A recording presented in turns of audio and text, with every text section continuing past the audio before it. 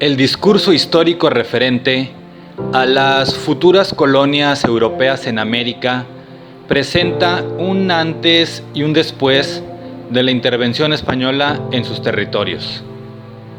En el discurso de la época prehispánica se llega a manifestar una hegemonía de parte de los gobernantes, decidiendo estos mismos qué asuntos recuperar del pasado y manteniendo sobre todo el control de su interpretación. En tanto, en el virreinato se da una transición del discurso histórico hacia un campo más vasto de acciones, mediante una multiplicación de la memoria histórica y por ende de su interpretación. Uno de los puntos clave para que esto sucediera fue la desconexión que significó la conquista para los pueblos indígenas entre sí. Al romper la unidad indígena, se creó un mosaico inconexo de pueblos que debilitó el antiguo aparato social de la población para dar paso a unidades políticas mayores como el virreinato.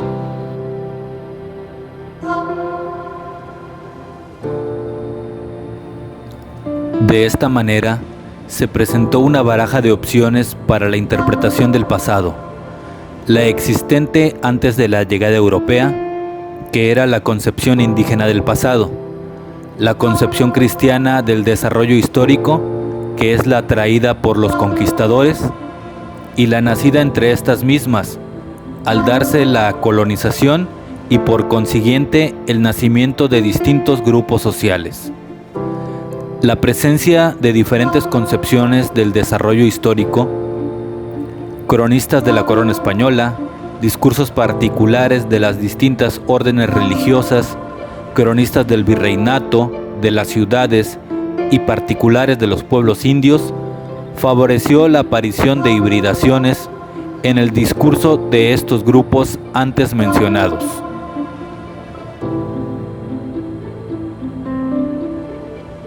Una característica en los distintos discursos es el rechazo a la memoria propuesta por los otros.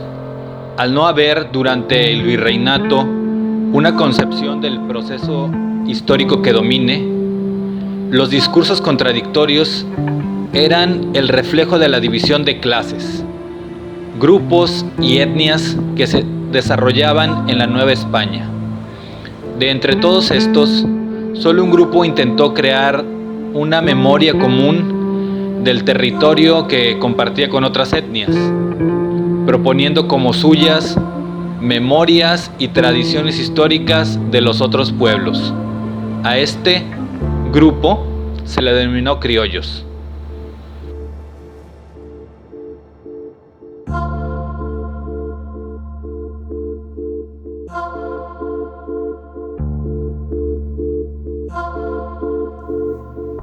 A finales del siglo XVI, el resentimiento criollo por el deterioro de su posición social se expresó en una animosidad acerba contra los gachupines.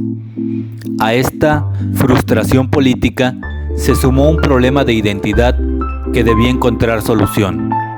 Para lograrlo, la conciencia criolla habría de constituir un grupo social con identidades y aspiraciones comunes, que se formó a través de un proceso complejo de progresiva apropiación física, social y cultural de la tierra extraña que se les había impuesto como destino.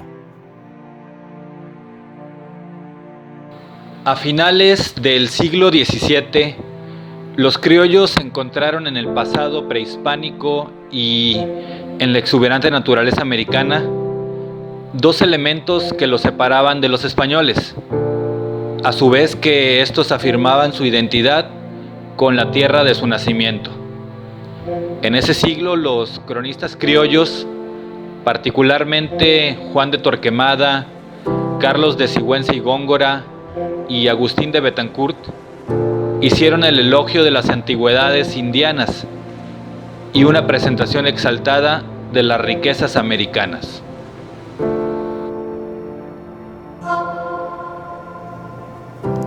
Torquemada asciende el pasado mesoamericano a la categoría de una antigüedad clásica, pero considera la religión indígena un producto del demonio, mismo que fue redimido por la evangelización. Compara a Cortés con Moisés, quien liberó a los hijos de Israel del paganismo, y presenta a los misioneros como redentores providenciales, siendo estos, según su interpretación, los verdaderos fundadores de Nueva España y no los conquistadores. Agustín de Betancourt concluye que el Nuevo Mundo era superior al Viejo, tanto en recursos como en bellezas naturales. Por su parte, de Sigüenza y Góngora reunió códices, coleccionó piezas arqueológicas e hizo apología de los reyes y culturas que florecieron en la antigüedad indígena. Identificó al héroe indígena Quetzalcóatl con el apóstol Santo Tomás para apoyar la idea de que el Evangelio había sido predicado en América mucho antes de la conquista. También vio en las costumbres y formas de gobernar indígenas similitudes a la de los reyes de la antigüedad clásica.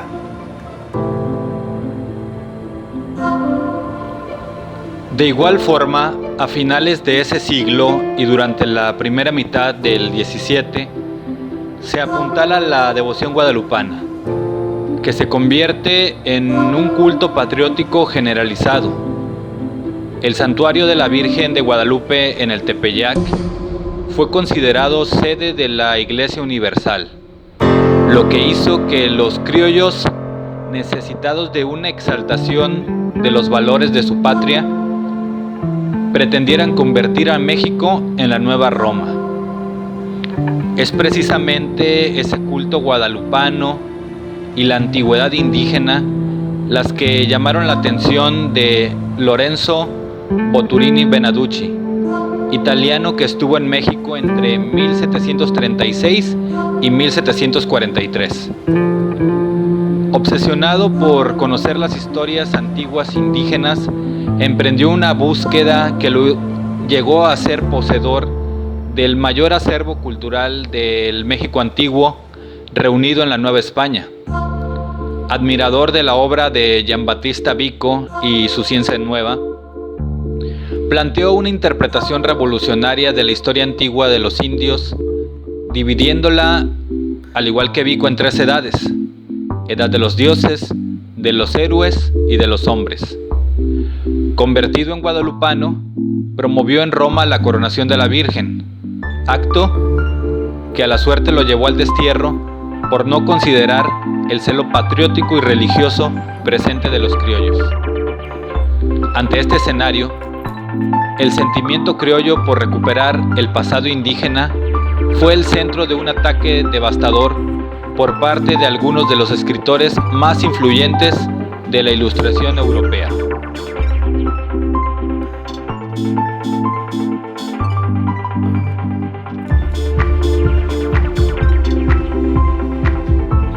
Estos encontronazos fueron alimentados prácticamente desde el génesis mismo del orbe, puesto que varias veces desde el viejo continente se propusieron teorías y estudios por los llamados filósofos antiamericanos, nombrados así por Juan de Velasco, jesuita ecuatoriano, en su Historia del Reino de Quito.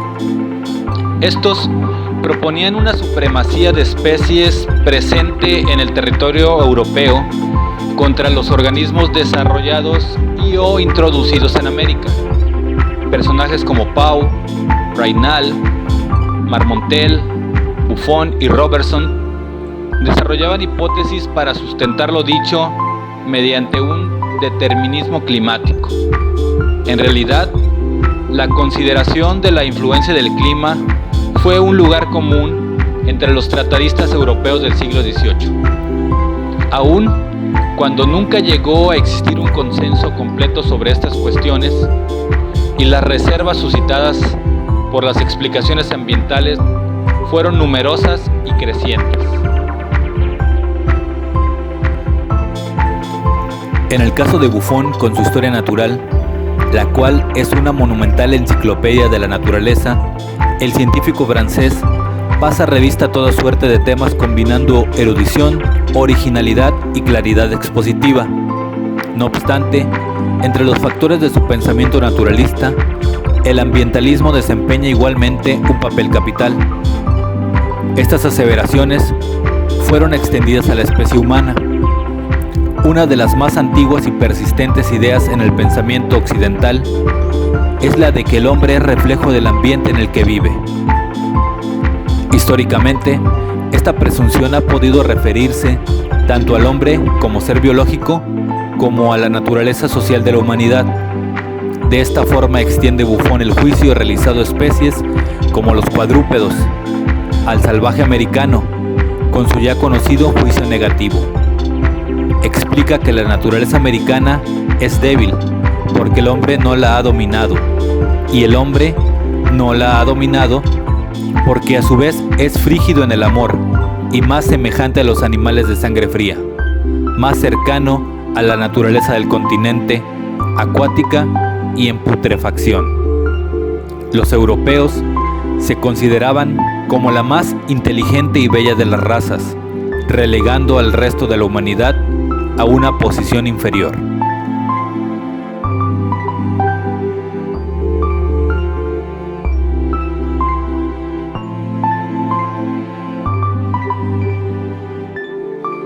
Con los jesuitas expulsados de la Nueva España, incluidos a nacidos en México, los cuales constituían una pléyade de talento, de sus plumas corrió pronto todo un corpus de obras históricas, literarias y teológicas, gran parte de ellas inspiradas con fines patrióticos. Ejemplo de esto es la redactada en italiano por Pedro Márquez en 1804, en la que realizaba una descripción detallada de la pirámide del Tajín y el relato de una expedición a las ruinas de Xochicalco, donde las placas y textos ofrecían una prueba material de la habilidad de los indios en materia de astronomía, escultura y arquitectura, artes que manifiestamente refutaban lo dicho por Pau y Robertson, demostrando de esta forma que los indios mexicanos eran una nación civilizada. Para servir del mejor modo posible a mi patria, para restituir a su esplendor la verdad ofuscada por una turba increíble de escritores modernos. Fue el propósito declarado que impulsó a Francisco Clavijero, jesuita mexicano exiliado en Italia, a componer su Historia Antigua de México. En esta confesaba una historia de México escrita por un mexicano, destinada a refutar a Pau, Buffon, Raynal y Robertson, rechazando la cultura del barroco y volviendo a plantear la visión criolla del pasado mexicano en un estilo y una perspectiva intelectual que esperaba fueran aceptables para la Europa contemporánea.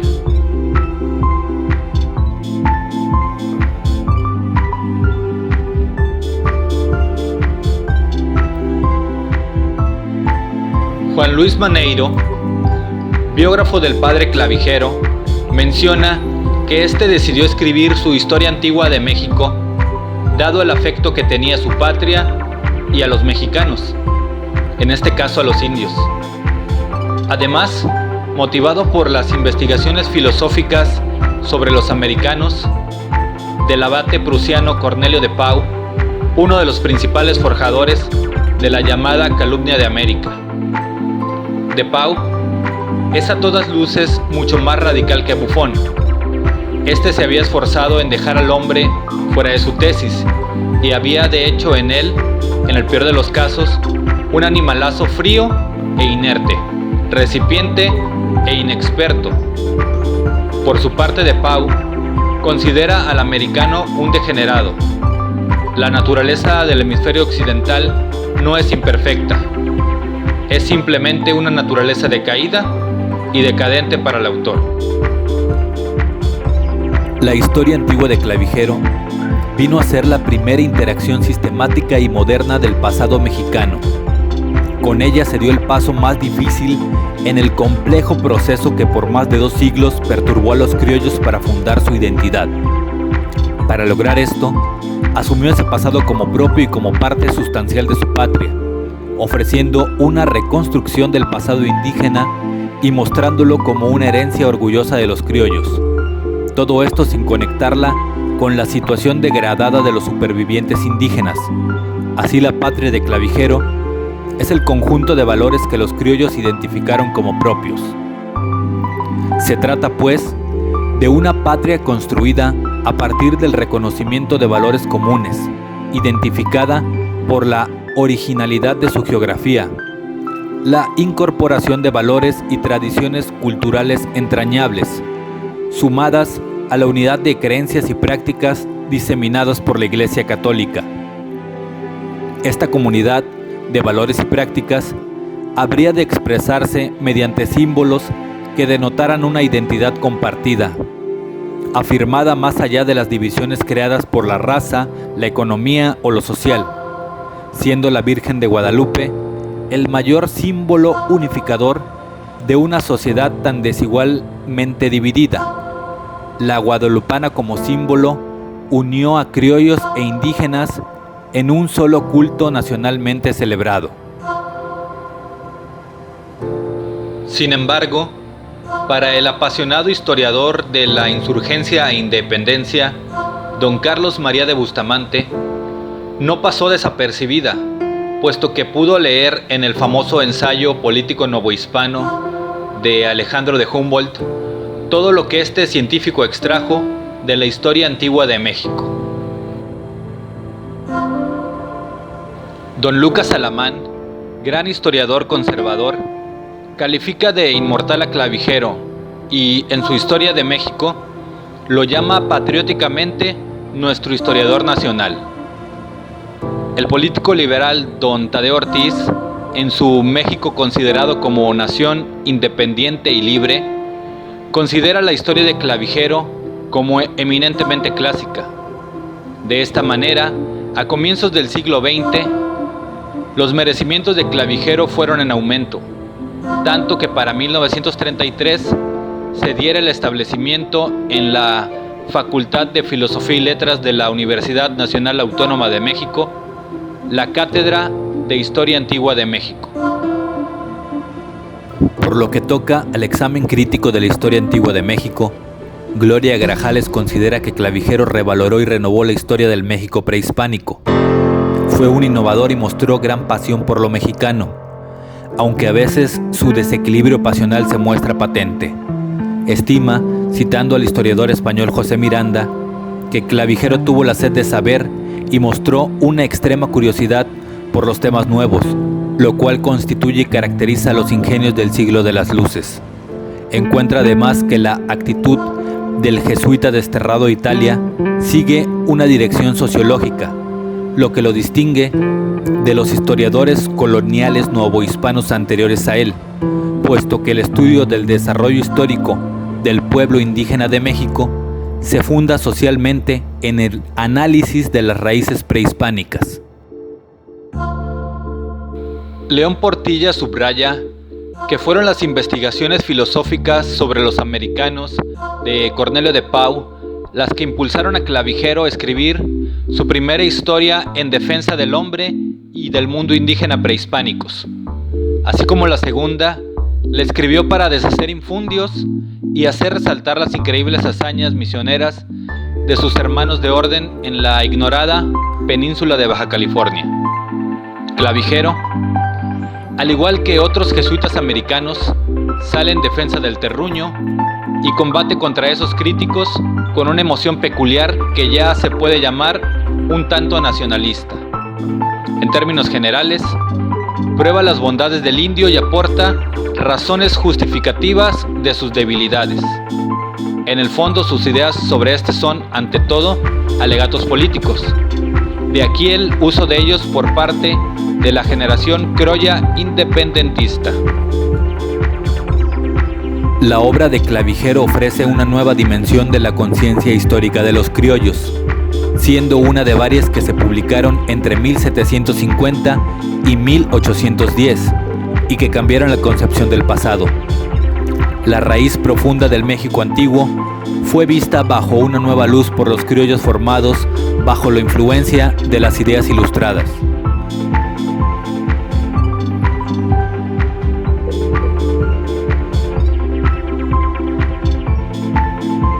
La patria criolla disponía ahora de un pasado remoto y noble, unificado por valores culturales y símbolos religiosos compartidos, y por tanto podía reclamar legítimamente el derecho de gobernar su futuro. Ningún otro grupo creó símbolos integradores dotados de esa fuerza, ni tuvo la habilidad para introducirlos en el resto de la población. Dichos símbolos habrían de funcionar en el futuro accionar independentista, al ser utilizados por sus líderes rebeldes como una estrategia calculada. Indígenas, trabajadores, campesinos, militares, curas y letrados se reunieron a las filas de la insurgencia a través del símbolo guadalupano. Sin embargo, estos letrados y los sectores medios no compartían las creencias míticas de los grupos populares.